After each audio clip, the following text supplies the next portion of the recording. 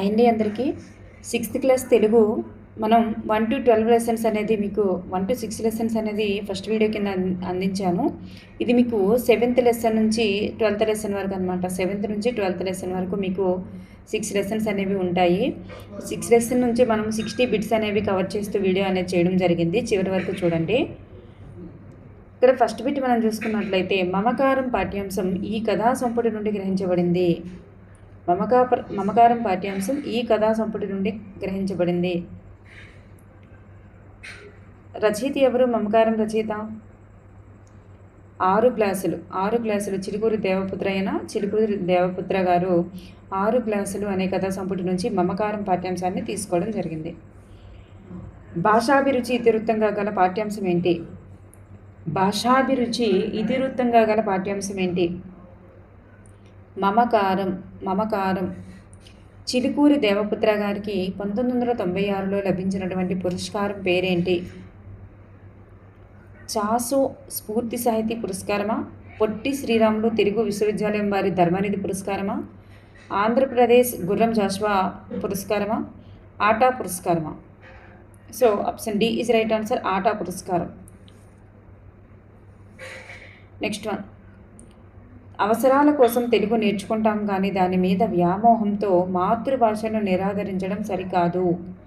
వాడగలిగిన ప్రతి చోట మాతృభాషనే వాడదాం, ఈ పాయింట్ గుర్తుపెట్టుకోండి అని రచయిత ఈ పాఠ్యాంశం ద్వారా తెలియజేశారు. Option B is right answer. ఎవరు? చిలుకూరి దేవపుత్ర గారు మమకారం పాఠ్యాంశం ద్వారా తెలియజేశారు. మన భాష అన్నది మన సంస్కృతికి, మన జీవన విధానానికి ప్రతీక అని అభిప్రాయపడిన వారు ఎవరు? మన భాష అన్నది మన సంస్కృతికి, మన జీవన విధానానికి ప్రతీక అని అభిప్రాయపడిన వారు రచయిత, అంటే రాజు అనేటటువంటి పాత్రధారు అనమాట. మమకారం పాఠ్యాంశంలోనే రాజు అనేటటువంటి పాత్ర ఎవరైతే ఉన్నారో వాళ్ళు. ఆ రాజు పాత్ర ఎవరిది? రచయిత గారిదే. రచయితే ఇలా అభిప్రాయపడ్డారు రాజు అనే పాత్ర ద్వారా మమకారం లెసన్లో. మమకారం పాఠ్యాంశంలో పాత్రలకు సంబంధించి సరికానిది ఏది? ఇక్కడ రచయిత రాజు ఎవరంటే రచయిత అనమాట. రచయిత భార్య పేరు సీత, మరి రచయిత స్నేహితుడు సత్యం. సత్యం భార్య సుగుణ అన్నారు, కాదు. సత్యం భార్య సుగుణ కాదు, ఈ సీత యొక్క సిస్టర్ సుగుణ అనమాట. ఓకేనండి, ఆప్షన్ డి అనేది సరిగా లేదు. అమ్మ ఉత్తరం అనే కథలో ఈ మట్టికి మనిషికి ఉండే ఆత్మీయత అంతేనేమో అని అన్నది ఎవరు? ఈ మట్టికి మనిషికి ఉండే ఆత్మీయత అంతేనేమో అని అన్నది ఎవరు? Option B is right answer, Kantamma. ఈ క్రింది వానిలో తెలివిగా ప్రవర్తించడం అనే అర్థాన్నిచ్చే పదం ఏది? తెలివిగా ప్రవర్తించడం. జాంతనాలు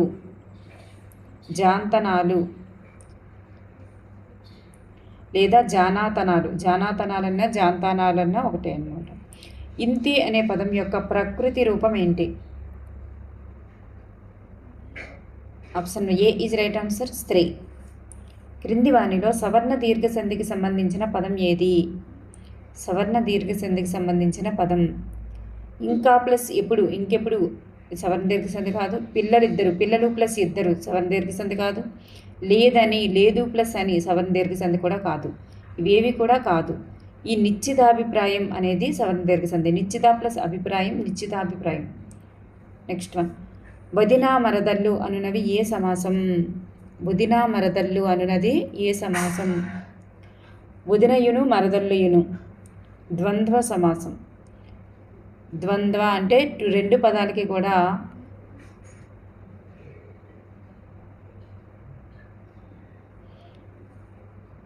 సమాన విలువ ఉంటుందన్నమాట. నెక్స్ట్ వన్,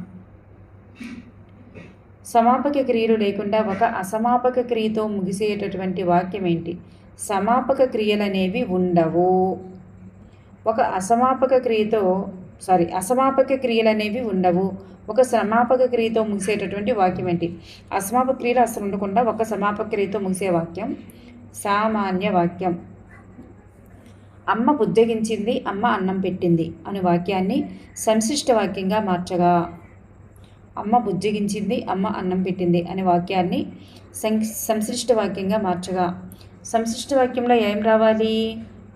అసమాపక క్రియలు. అసమాపక క్రియలు అనేవి రావాలి. ఒక్కటైనా అసమాపక క్రియ ఉండాలి అందులో. నెక్స్ట్ చూడండి, ఇక్కడ దీనిని అసమాపక క్రియ ఉంచుతూ సంక్లిష్ట వాక్యంగా రాయాలి. ఎలా వస్తుంది అంటే, అమ్మ బుజ్జగించింది, అమ్మ అన్నం పెట్టింది ఈజ్ రాంగ్. అమ్మ బుజ్జగించింది, అన్నం పెట్టింది. చూడండి, కామన్గా ఉన్నదాన్ని తీసేయాలన్నమాట. కామన్గా ఉన్నదానిని ఒకటిగానే ఉంచాలి. సో అమ్మ బుజ్జగించి అమ్మ అన్నం పెట్టింది రాంగ్. అమ్మ బుజ్జగించి అన్నం పెట్టింది రైట్ ఆన్సర్. అమ్మ బుజ్జగించింది మరియు అన్నం పెట్టింది, ఇది సంయుక్త వాక్యం కింద వస్తుంది. నెక్స్ట్ అమ్మ బుజ్జగిస్తూ మరియు అన్నం పెట్టింది, ఇది కూడా రాంగ్ అన్నమాట. సమానత్వం ఇతివృత్తం కలిగినటువంటి పాఠ్యాంశం ఏమిటి? సమానత్వం ఇతివృత్తం కలిగిన పాఠ్యాంశం మేలుకొలుపు. కుసుమ ధర్మన్న గారి రచన కానిది ఏమిటి? ఆప్షన్ 4 అనేటటువంటిది కాదనమాట. అసుర పురాణం, మద్యపాన నిషేధం, హరిజన శతకం, ఈ 3 కూడా కుసుమ ధర్మన్న గారి యొక్క రచనలే. ఈ నిశ్శబ్ద గాయం అనేది కాదనమాట. హరిజన శతకం నుండి గ్రహించబడిన పాఠ్యాంశం ఏమిటి? హరిజన శతకం ఎవరిది? కుసుమ ధర్మన్న గారిది అనమాట. ఈ శతకం నుండి గ్రహించబడిన పాఠ్యాంశం ఏది అంటే మేలుకొలుపు. మేలుకొలుపు.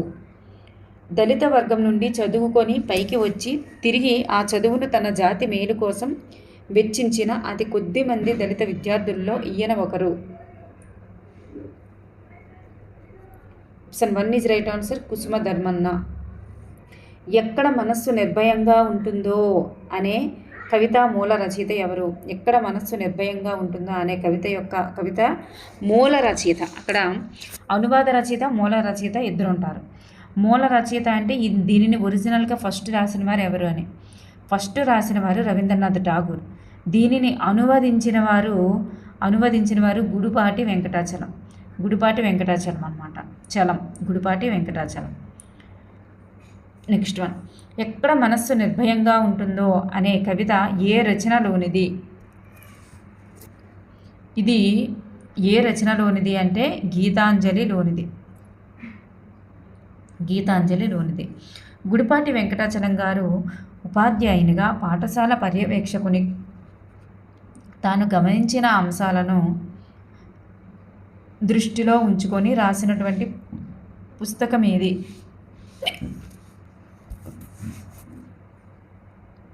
Option 1 is right answer. బిడ్డల శిక్షణ.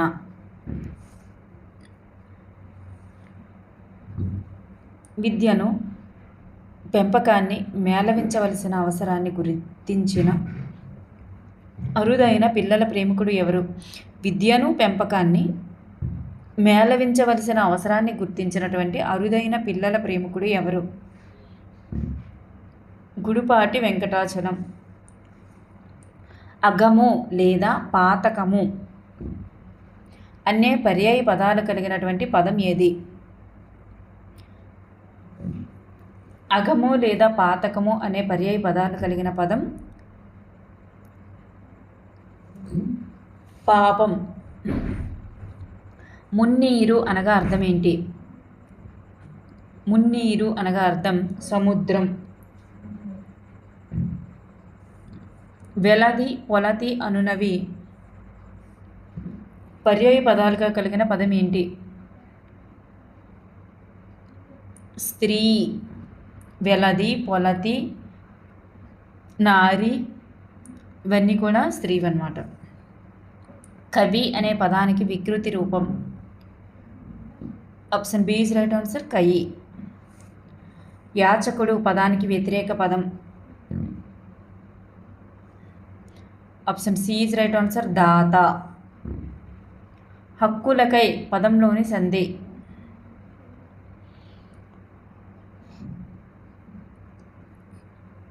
ఇత్వ సంధి. హక్కులకై ఇత్వ సంధి.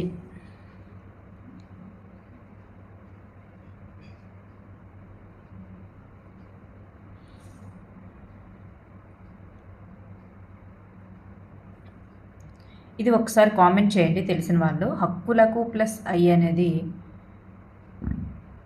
హక్కులకు ప్లస్ ఐ వృత్తి సంధి ఎలా వస్తుందా ఏంటనేది తెలియట్లేదు. ఒకసారి చూడండి. సద్గుణ అను పదంలోని సంధి. సత్ ప్లస్ గుణ option B is right answer జస్త్వ సంధి. సంసారపు గోడలు అనే పదంలోని సమాసం. ఇదనేది ఏ సమాసానికి చెందుతుంది? రూపక సమాసం. సంసారమనడి గోడలు. ధర్మ నిర్ణయం పాఠ్యాంశంలో మాధవవర్మ ఎవరి భక్తుడు? Option B is right answer Durgadevi భక్తుడు. ధర్మం కోసం కన్న కొడుకునే మరణశిక్ష విధించిన మేటి రాజు ఎవరు? Option A is right answer Madhava Varma. స్థల పురాణం ఇతివృత్తంగా కలిగిన పాఠ్యాంశం ఏంటి? ధర్మ నిర్ణయం. గుర్రం యొక్క పర్యాయ పదాలు ఏంటి? Option D is right answer హయము అశ్వం రైట్. హయము తురగము రైట్. అశ్వము తురగము రైట్. నెక్స్ట్ వన్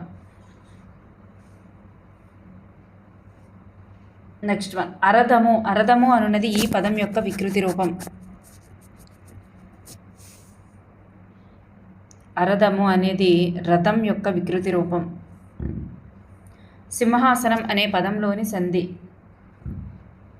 సింహాసనం అనే పదంలోని సంధి సవర్ణ దీర్ఘ సంధి.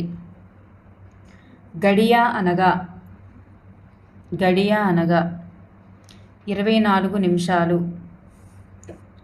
చతుర్వేదాలు అనున్నది ఏ సమాసం? 4 సంఖ్యగల వేదాలు చతుర్వేదాలు ద్విగ సమాసం. ఈ క్రింది వానిలో అత్వసంధి కానిది ఏది? చింతాకు అత్వసంధి, రవ్వంత అత్వసంధి, వెంకప్ప అత్వసంధి. రాముడితడు అనేది అత్వసంధి కాదు. అత్వసంధి. శారద సంగీతం నేర్చుకుంది, శారద నాట్యం నేర్చుకుంది అనే వాక్యాలను సంయుక్త వాక్యంగా మార్చగా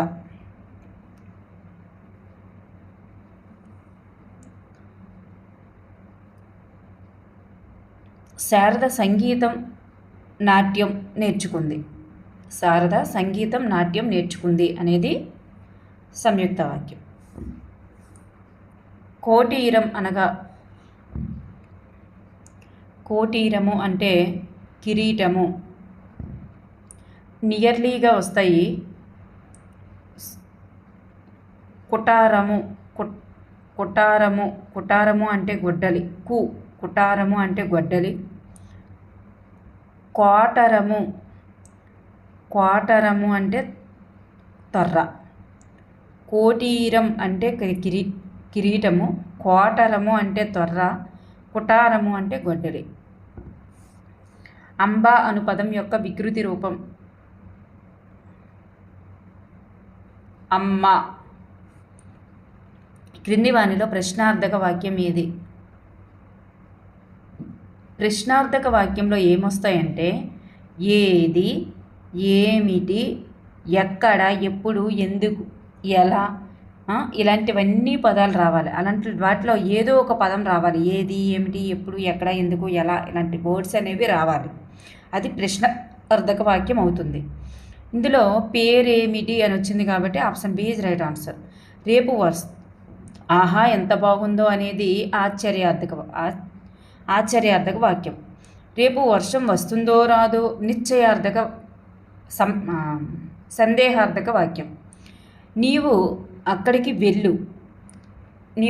వెళ్ళు అనేది ఆర్డర్ వేయడం కదా. నిశ్చయార్థక వాక్యం అలా వస్తుందన్నమాట. నెక్స్ట్ వన్ సంబంధం లేదా అనుబంధం తెంచుకోవడం అనే సందర్భంలో వాడే జాతీయం ఏమిటి?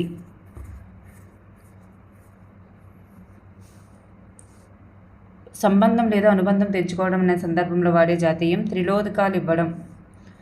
జాన్ వేన్ పేరు కలిగినటువంటి కథ ఏది? జాన్ వేన్ పాత్ర పేరు కలిగినటువంటి కథ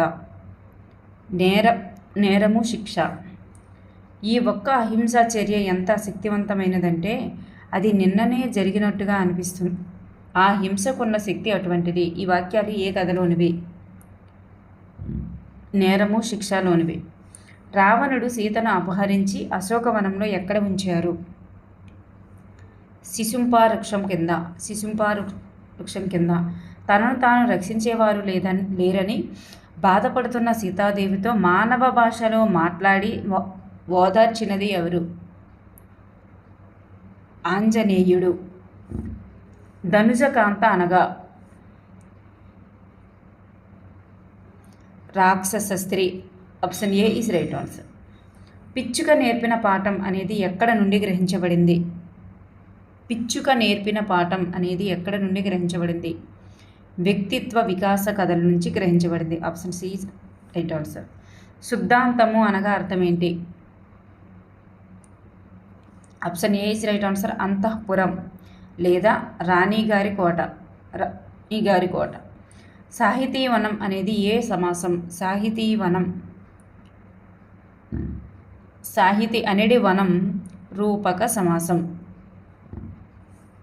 క్రింది వానిలో యథార్థ జీవుల యథార్థ గాథల పుస్తకం ఏది?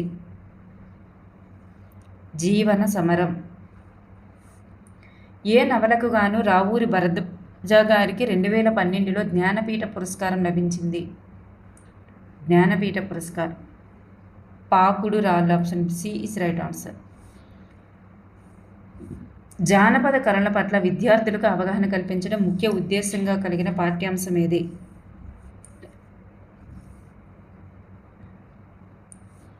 చూడండి, మాయా కంబల్ అనే లెసన్ ఉంటుంది కదా 7th క్లాస్లో, అది కూడా జానపద కళల పట్ల విద్యార్థులకి అవగాహన కల్పించడానికి ఇచ్చిందే. డూడు బసవన్న కూడా ఆ ఉద్దేశంతో ఇచ్చినటువంటిదే అన్నమాట. నెక్స్ట్ వన్, గురి పాఠ్యాంశంలో సమయస్ఫూర్తి కలిగిన వారు ఎవరు? గురి పాఠ్యాంశంలో సమయస్ఫూర్తి కలిగిన వారు ఎవరు? రామ్ భట్టు.